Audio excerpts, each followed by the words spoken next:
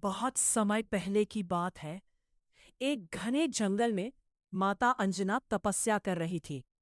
उनकी भक्ति से प्रसन्न होकर भगवान शिव ने उन्हें वरदान दिया कि उनके घर एक दिव्य पुत्र जन्म लेगा।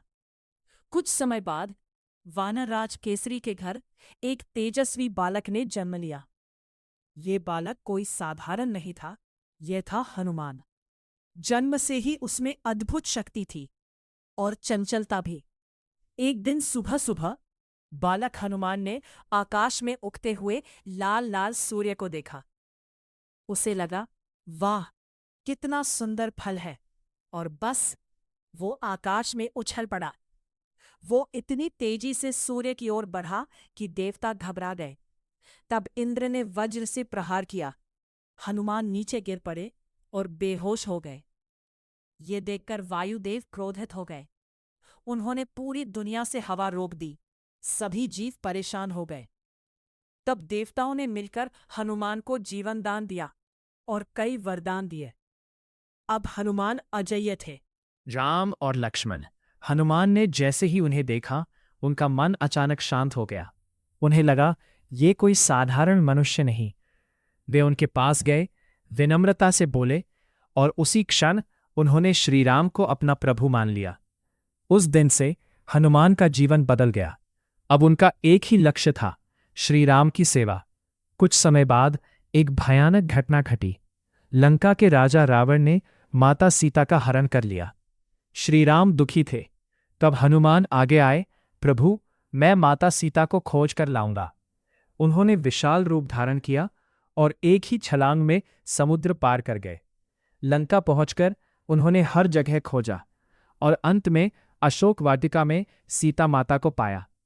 वे वृक्ष पर बैठकर धीरे से बोले, माता, मैं रामदूत हूं। उन्होंने श्रीराम की अंगूठी दी। सीता माता की आंखों में आंसू आ गए। अब उन्हें विश्वास हो गया कि राम उन्हें बचाने आएंगे। हनुमान ने रावण को चेतावनी देने का निश्चय किया। उन्होंने लंका में हाहाकार मचा दिया, सैनिकों को परास्त किया। अंत में रावण ने उन्हीं की पूंछ में आग लगवा दी। पर यही उसकी सबसे बड़ी गलती थी। हनुमान ने पूरी लंका को जला डाला। उन्होंने श्रीराम को सारी बात बताई। अब युद्ध निश्चित था। युद्ध शुरू हुआ। एक दिन लक्ष्मण बुरी तरह घायल हो गए। सभी चिंतित थे। तब हनुमान हिमालय पहुंचे, संजीवनी बूटी लेने, लेकिन पहचान नहीं पाए। तो क्या किया? पूरा पहाड़ ही उठा लाए। इससे लक्ष्मण जी बच गए। अंततः श्रीराम ने रावण का वध किया और माता सीता को वापस लाए। अयोध्या में राम राज्य स्थापित हुआ। सबको पुरस्कार मिला, लेकिन हनुमान शांत खड़े थे। राम ने पूछा, हनुमान, तुम्हें क्या चाहिए?